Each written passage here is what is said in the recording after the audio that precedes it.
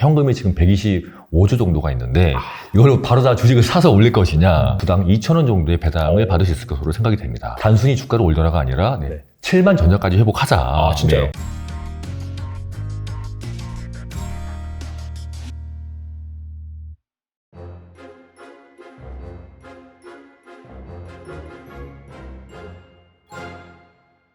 네, 양선호 저자님 모셨습니다. 안녕하세요. 네, 안녕하세요. 저는 간단하게 소개 좀 부탁드립니다. 네, 안녕하세요. 저는 현대차 투자증권에서 PB로 10년 동안 근무했었고, 작년에는 한국경제TV 파트너로 활동했었고요. 올해는 주식과 관련된 책, 주식 단타로 매일매일 벌어봤어를 출판한 양선호라고 합니다. 반갑습니다. 근데 책은 언제 출간하셨다고? 올해 출간하신 건가요? 예, 올해 3월 달에 출판했는데, 생각보다 다행히 많은 분들이 관심을 가져주셔서 현재 6세까지 판매가 됐고요. 종로 영풍문고, 그리고 강남역 교보문고, 경제 재테크 분야의 한가운데에 진열이 되어 있습니다. 네. 근데 좀 이해가 안 되는 게, 사실 작년 하반기부터 시장이 안 좋아가지고, 특히 올해 같은 게 더 안 좋잖아요. 네네. 그때 2월 달이면은 사실 그 LG 에너지 소리전 상장되고 나서 완전 폭락했을 텐데. 맞습니다. 와, 근데도 그렇게 책이 잘 파셨다는 것 자체가 어떻게 본다면은 좀 상당히 내용이 좀 검증됐다, 그렇게 볼 수가 있겠네요.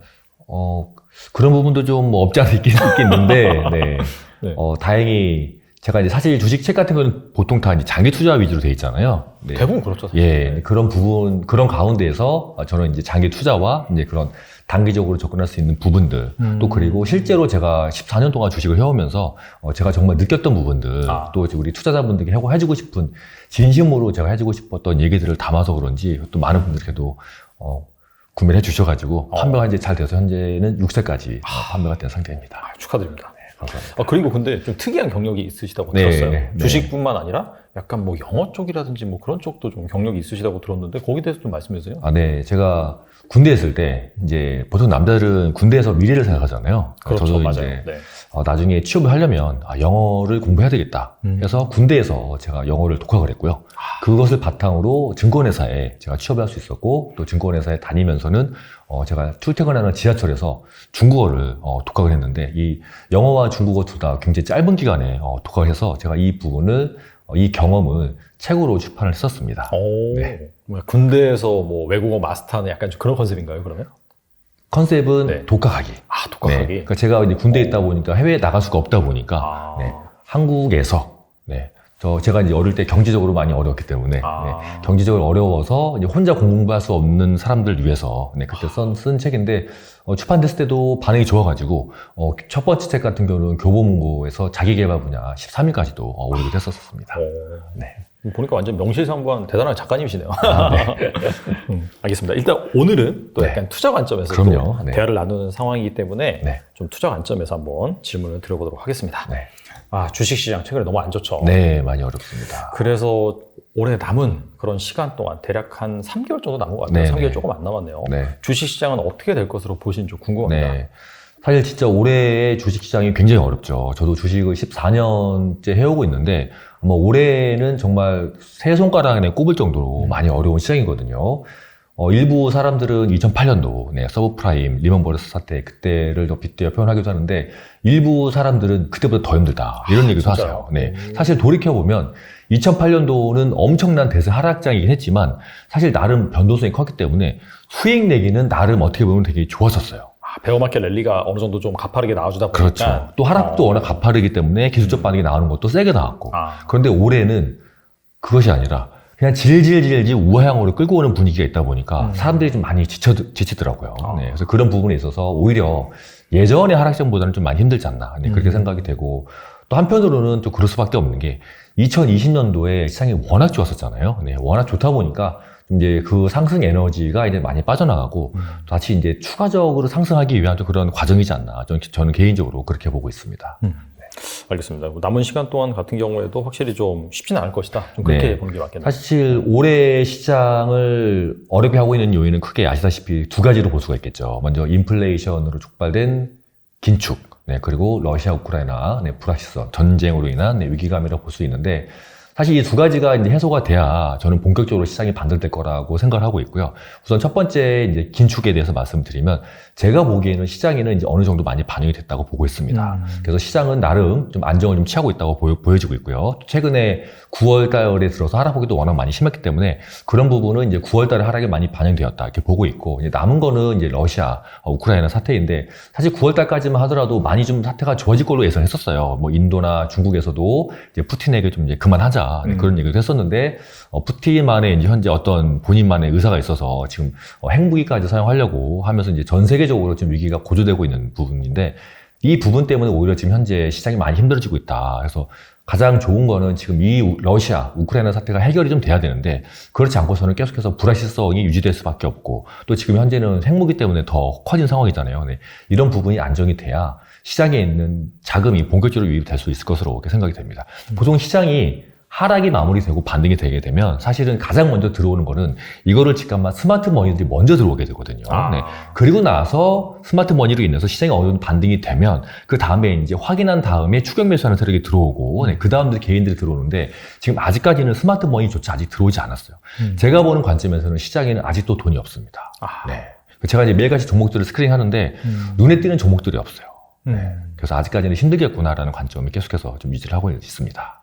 알겠습니다. 근데 그럼에도 불구하고 지금 좀 시장이 많이 빠진 상황에서 네네. 특히나 이제 뭐 우리나라의 대표 주식이라고 볼 수 있는 뭐 삼성전자 네네. 뭐 이런 쪽에서 또 얘기가 나온 거는 이제부터 약간 좀 주가 관리를 하겠다. 네네, 좀 맞습니다. 그런 얘기들이 나오고 있잖아요. 네네. 실제로 삼성전자가 주주가치 제고 뭐 TF를 신설을 해서 맞습니다. 그런 부분과 맞물려서 지금 좀 반등이 세게 나온 부분도 있고. 네. 그래서 약간 좀 이런 대표 주식 같은 경우에는 좀 바닥에 가까워졌다라고 볼 수 있을까요?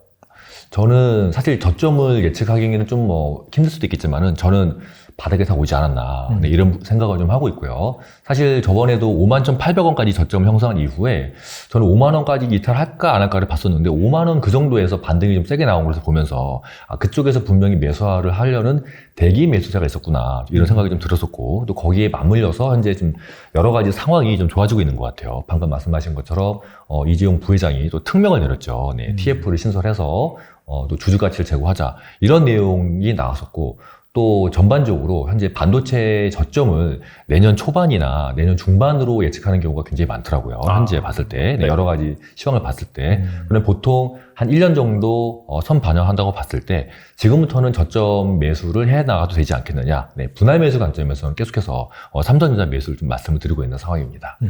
그러면 그 TF로 신설을 해서 뭐 어느 정도 이제 주주가치 제고 그런 기대감이 일어나고 있는데 이 부분에서 좀 더 구체적으로 말씀해 줄 수 있나요? 네.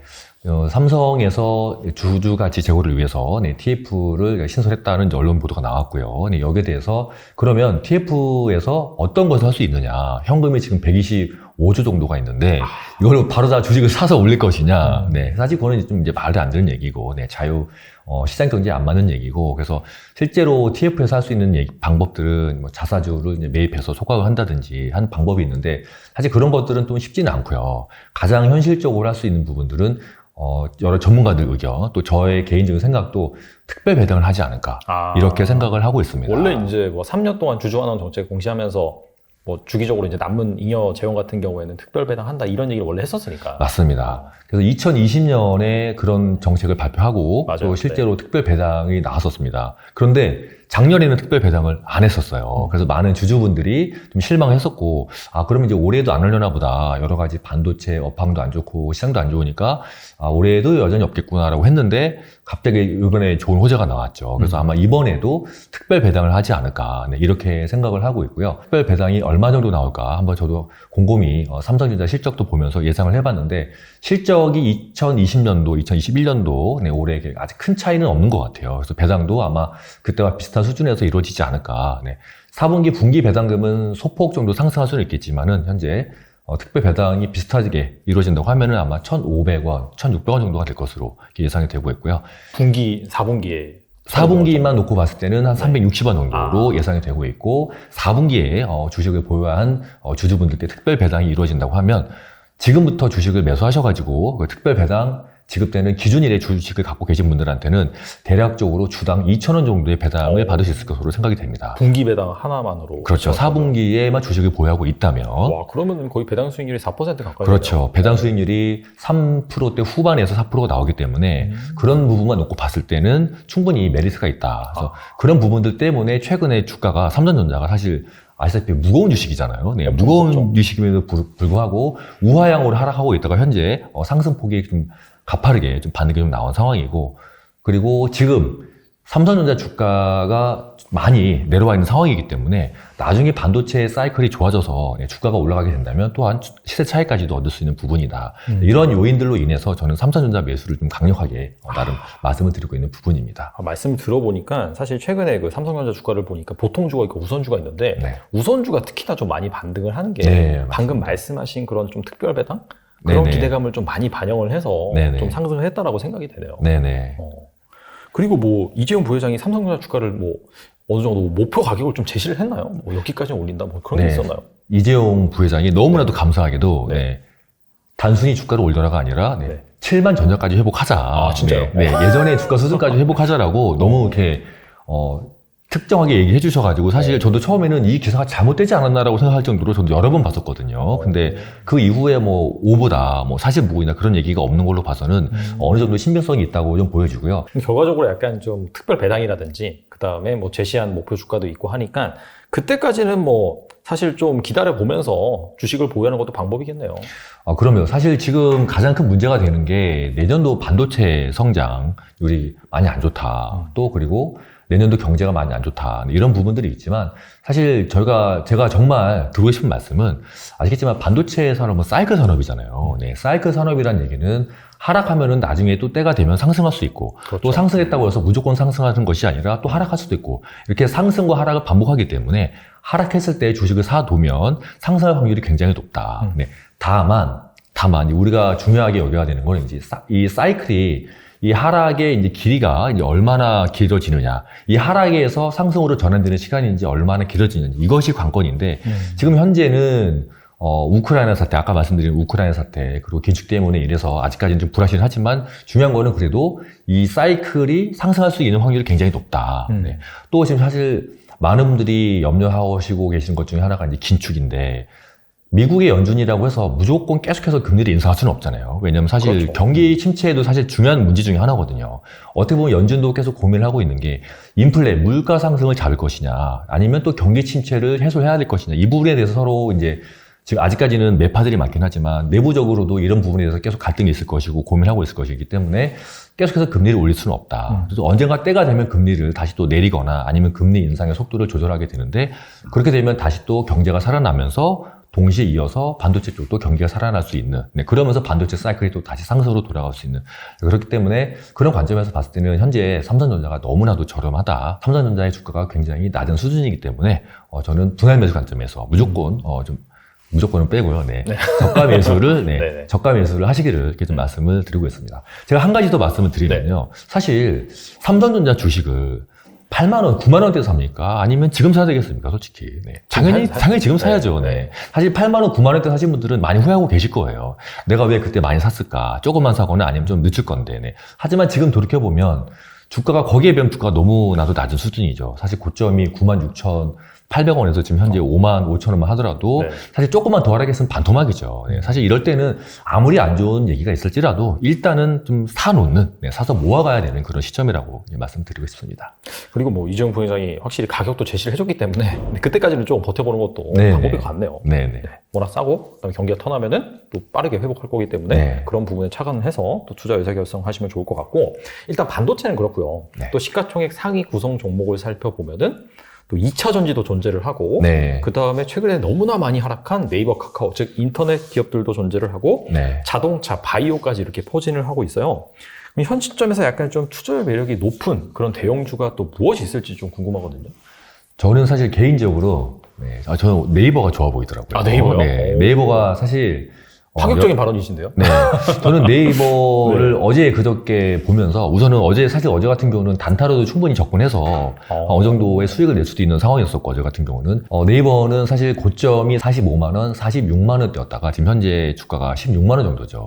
네. 너무 많이 빠졌어요. 거의 3분의 2 토막 나서 지금 고점 대비해서 30% 정도 수준밖에 안 되는 상황이기 때문에 우선은 저평가 메리트가 있다라고 좀 말씀을 드리고 싶고, 많은 안 좋은 소식들이 있긴 하지만 그런 부분들은 좀 어느 정도 반영된 부분도 좀 있고요. 또 그리고 저도 실적이나 여러 가지 성장선들을 찾아봤었는데, 저희가 예전에 2020년도부터 21년까지 해서 네이버가 한창 45만 원 갔을 때 좋게 봤던 내용들, 저는 아직도 그 부분들이 유효하다고 보거든요.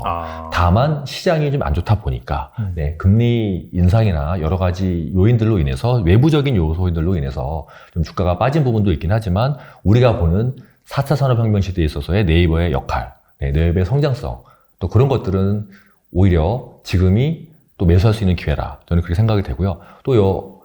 또 단타 측면에서 봤을 때도 여러 가지 지표들이 네이버에 대한 매수 신호를 좀 나타내주고 있습니다. 어떤 지표가 있을까요, 그러면? 우선은 보조 지표, 엔벨로프라든지 여러 가지 볼린저 밴드 이런 보조 지표들을 봤을 때 낙폭과대의 신호를 좀 보여주고 있기 때문에 너무 과매도다 지금. 네네. 그래서 그런 측면에서 봤을 때도 저는 어저께 그런 지표들 좀 봤었거든요. 그래서 네이버가 많이 빠졌다. 물론 안 좋은 소식들이 있긴 하지만 충분히 어느 정도 반등은 나올 수 있는 구간이다라고 좀 생각이 돼서 어제 네이버를 유심히 좀 봤었습니다.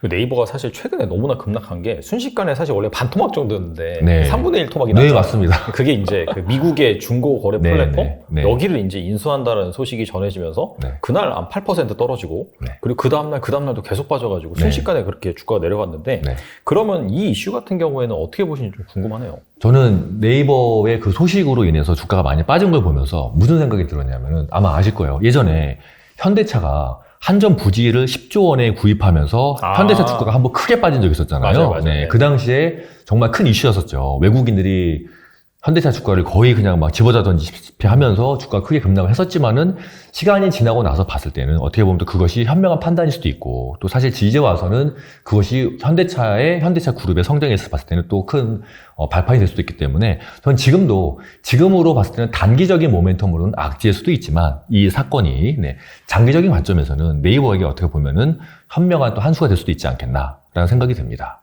사실 네이버의 경영진이 바보가 아니잖아요. 네, 그렇죠. 뭔가 어떤 현명한 수가 있으니까 뭔가 긴 전략을 보고서 미국판 당근을 매수를 했는데, 매입을 했는데, 다만 이제 투자자들의 입장에서는 뭔가 우려가 돼서 일시적으로 매도를 했고, 또 주가가 하락하다 보니까 기관 투자 같은 경우는 자동으로 또 손절할 수밖에 없는 부분이 있잖아요. 그렇죠. 그런 부분 때문에 지금 하락폭이 크지만, 장기적인 관점에서 사실 네이버를 들어가시는 분들이 단기로 들어가진 않으시잖아요. 다들 장기적인 관점으로 들어가시니까. 그래서 저는 그런 관점도 마찬가지로 저는 네이버도 장기적인 관점에서는 매수를 할 때가 됐다라고 좀 생각이 됩니다.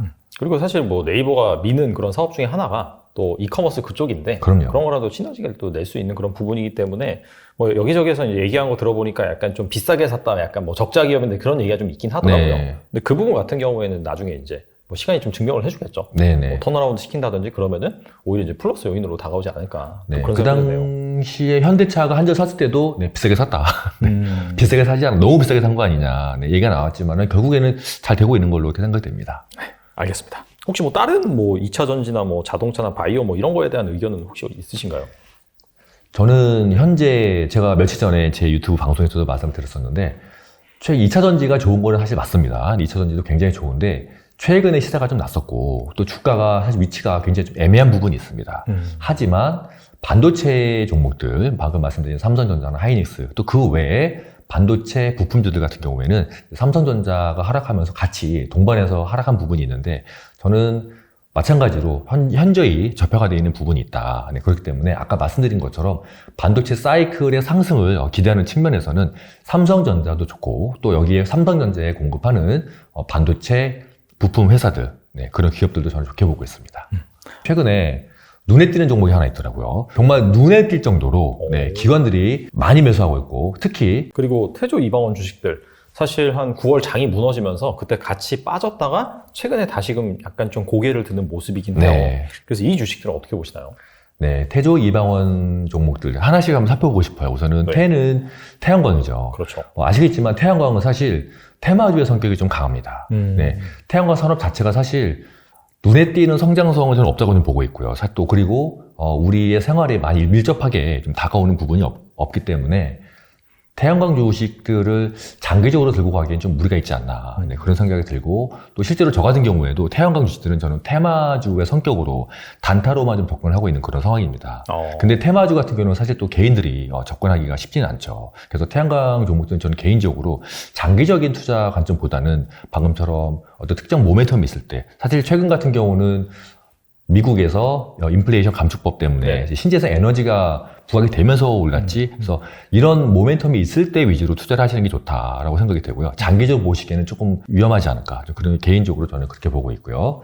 조선업종 같은 경우에는 제가 여기서 아마 이 부분에 대해서는 많은 분들이 모르실 것 같은데, 한국 주식시장과 업종의 특성에 대해서 말씀드리면, 한국 시장이 강세장이 되려면 기본적으로 IT와 자동차가 올라가줘야 강세장이 됩니다. 대표적인 예가 2020년이라고 볼 수 있겠죠. 조선업종, 그리고 화학이나 철강, 이런 업종이 갈 때는 주식 시장 자체가 박스권 장세라고 보시면 됩니다. 네, 그래서 단기 박스권 장세일 경우에 조선업종에 가는 경우들이 많은데, 특히 이 조선업종, 화학, 철강업종들 같은 경우에는 박스권 장세를 보이는 경우가 굉장히 많아요. 업종 자체로 봤을 때.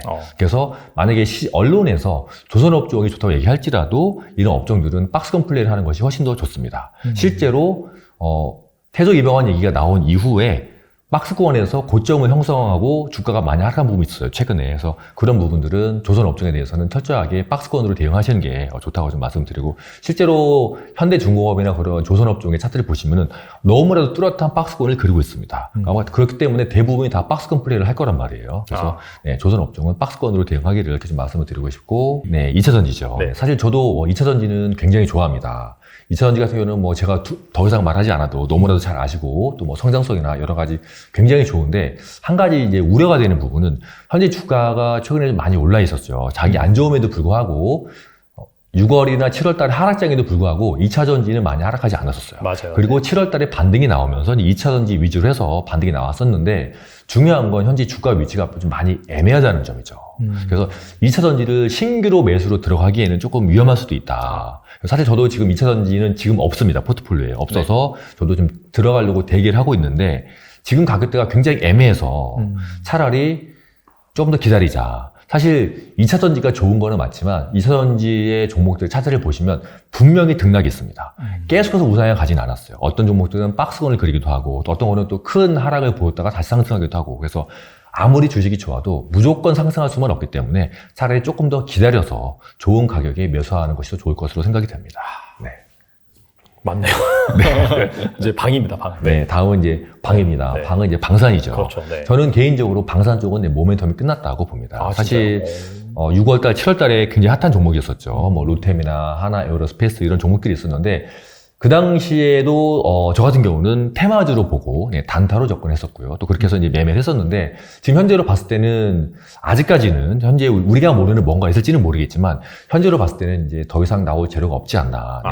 추가적으로 모멘텀이 나오지는 않을 거로 생각이 되고, 또 설령 나온다 할지라도 이미 시장의 돈이 방산에서 많이 빠져나오고 있는 상황으로 보여집니다. 그래서 설령 호재가 나와서 상승할지라도 단순한 기술적 반등으로 봐야지 추가적인 상승으로 보기엔 좀 어렵지 않을까. 그래서 방산 쪽도 테마주로 접근을 하시되, 지금 기존에 나왔던 내용들보다 좀 더 센 소식들, 예를 들어서 폴란드에 10조를 수출했다고 하면 이거보다는 좀 더 큰 액수가 나와서 시장을 좀 놀라게 해줘야만 방산이 더 갈 수 있지, 그거보다 적은 액수의 수출 모멘텀이 나와서는 좀 주가 상승에는 제한이 있을 것이다 라고 좀 생각이 좀 됩니다.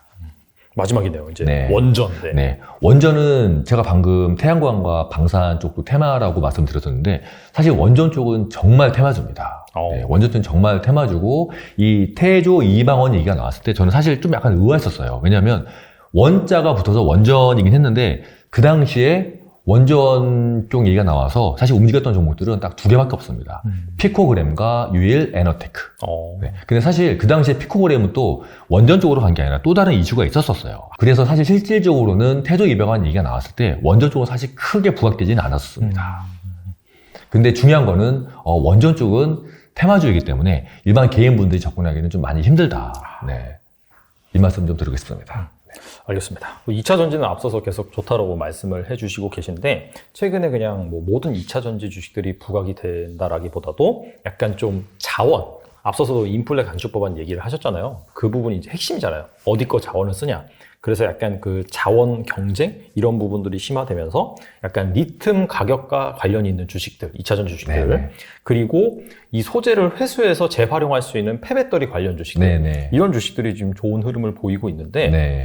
그 혹시 주목하고 계신 주식이 있는지 궁금합니다. 네, 사실 어떤 특정 테마가 나오면 그 중에서 한두 종목만 좋고 나머지는 보통 이렇게 들러리처럼 후발주로 따라가는 경향이 있는데 이번에 폐배터리 테마주 또 리튬 테마주들은 굉장히 특이한 게 종목들이 하나같이 다 좋아요. 그래서 사실 저도 매매를 좀 많이 했었는데 말씀을 드리면 리튬 쪽에서는 금양과 미래나노텍이 있었고요. 네. 또 폐배터리 쪽에서는 성일하이텍, 세비캠, 코스모화학 이런 종목들이 있었는데 나름 주가 수준도 높고 나름 중형주임에도 불구하고 변동성이 굉장히 큽니다. 네, 그래서 이런 부분들은 사실 또 저 같은 경우는 단타로도 접근을 많이 했었는데 제가 아까 말씀드린 것처럼 이런 종목들도 현재는 중장기로 접근하기에도 주가 수준이 조금 높은 부분이 좀 있어요. 그래서 이런 부분들도 분명히 성장성이 있습니다. 네, 폐배터리라든지 리튬 쪽 분명히 성장성이 있지만 주가 수준이 애매하기 때문에 아까 말씀드린 것처럼 이런 쪽 부분도 주가가 충분히 빠졌을 때 들어가는 것이 좋지 않을까 이렇게 생각이 됩니다. 추가적으로 또 말씀을 드리고 싶은 게 리튬 가격 상승과 관련된 종목들은요. 리튬의 가격의 추이를 또 잘 봐야 됩니다. 그렇죠. 아시다시피 네. 가격의 변동에 따라서 주가 흐름도 굉장히 클 수 있기 때문에 리튬 가격이 어느 순간부터 다시 또 이제 하락추를 접어든다고 하면 또 이 관련된 종목들도 많이 빠질 수가 있겠죠. 대표적인 예가 올해 상반기에 주가 상승이 컸었던 천연가스 종목들도 볼 수가 있겠습니다. 그 당시에 러시아 우크라이나 전쟁이 부각이 되면서 천연가스 가격이 많이 올랐었죠. 맞아요. 그래서 이와 관련된 종목들도 많이 올랐었는데 이제 이런 이슈들도 이제 시간이 좀 지나다 보니까 또 이제 많이 호재에 둔해졌고 또 실제로 천연가스 가격도 이제 많이 하락을 하면서 지금 현재는 천연가스와 관련된 종목들이 하락에도 많이 해 있는 상황입니다. 근데 지금 리튬과 관련된 종목들도 지금 현재는 이런 이슈 때문에 주가가 많이 상승을 하지만 이런 추세가 언제까지 또 지속될지는 아무도 모르기 때문에 또 가격이 꺾이면 이 관련된 종목들도 동반 하락할 수 있기 때문에 항상 이 리튬 가격의 추이를 같이 살펴보시는 것도 좋고요. 또 중요한 게 이 리튬 가격이 현재 상승에 있는 원인입니다. 지금 전반적으로 2차 전지에서 MCN, NCM 쪽 3원계 배터리를 많이 쓰다 보니까 네네. 리튬의 함량이 이제 많고 또 리튬에 대한 수요가 많아지다 보니까 리튬 가격이 많이 올랐는데 이로 인해서 리튬 가격이 많이 올라서 배터리를 만드는 비용 자체가 많이 들다 보니까 배터리 업계에서 리튬 말고 다른 쪽으로 현재 돌리려고 하고 있거든요. 네. 네. 대표적인 예가 현재 LFP 쪽으로 돌리려고 하고 있습니다. 네. LFP 배터리 같은 경우는 리튬이 차지하는 비중이 10% 미만으로 굉장히 낮기 때문에 만약에 전반적으로 2차 전지 배터리 추세가 MCN, NCM 3원계에서 LFP로 바뀐다고 하면 리튬에 대한 수요가 많이 줄어들면서 리튬 가격도 같이 하락할 수가 있겠죠. 그래서 리튬 쪽으로 투자를 하실 때는 리튬 가격도 같이 보시고 또 배터리가 이런 3원계로 갈 것이냐 LFP로 갈 것이냐 이 두 가지 추이를 같이 살펴보시면서 투자를 하시는 게 꼭 필요하다고 생각이 됩니다.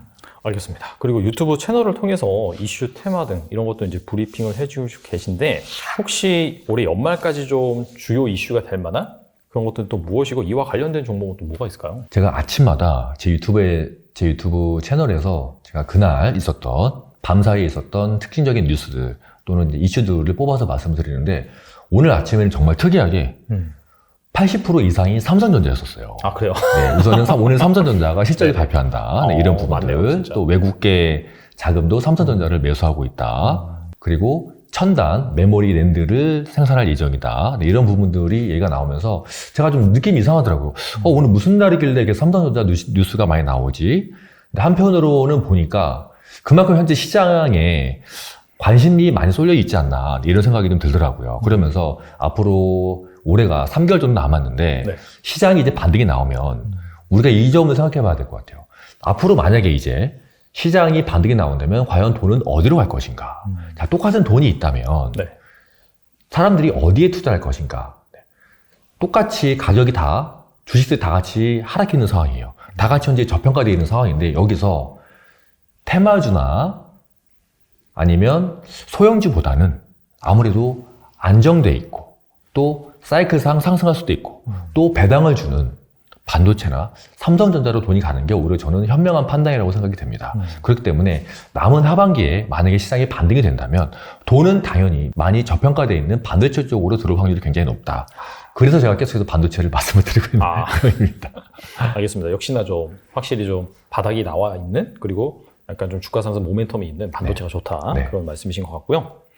그 다음에 이 단타 관련된 책, 앞서서 말씀해 주신 정말 이러한 하락기에도 불구하고 양호한 판매고를 거둔 그런 책을 집필해 주셨는데, 사실 좀 단타에 대한 생각은 늘 있는 것 같긴 해요. 하지만은 기본적으로 이게 좀 위험하지 않을까, 잘못하면 큰 손해를 보지 않을까라는 그런 두려움이 있는 것 같은데, 이 개인 투자자들의 그 단타에 대한 좀 인식, 좀 어떻게 생각하시나요? 네, 맞습니다. 단타가 위험한 거는 맞습니다. 위험한데 장기 투자도 사실 안전하지는 않죠. 어떻게 보면은. 그렇죠. 맞아요. 투자는 사실 다 위험한 겁니다.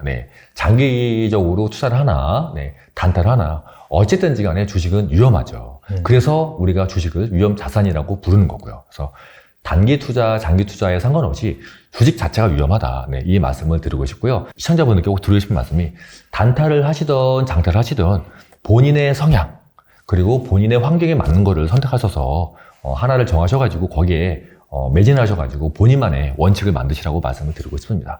본인이 단타를 하시고 싶어도 내가 직장을 다니면서는 단타를 할 수가 없잖아요. 이런 부분들은 부득이하게 장기 투자를 하셔야 되는 거고, 사실 저 같은 경우는 증권회사를 다녔기 때문에 증권회사는 하루 종일 앉아서 모니터를 봐야 되잖아요. 그렇죠. 근데 맞아요. 이런 환경에서는 오히려 어떻게 보면 장기 투자하는 게 쉽지는 않더라고요. 내가 매일같이 모니터를 보고 있는데 장기 투자로 들어가자니 이거를 계속 보자니 쉽지는 않고, 그래서 저는 단타를 좀 해야 되겠다, 그런 마음이 있어서 단타를 시작했던 거고요. 그래서 본인의 환경, 또 본인의 성향, 또 저는 또 성격이 좀 약간 급한 부분도 있거든요.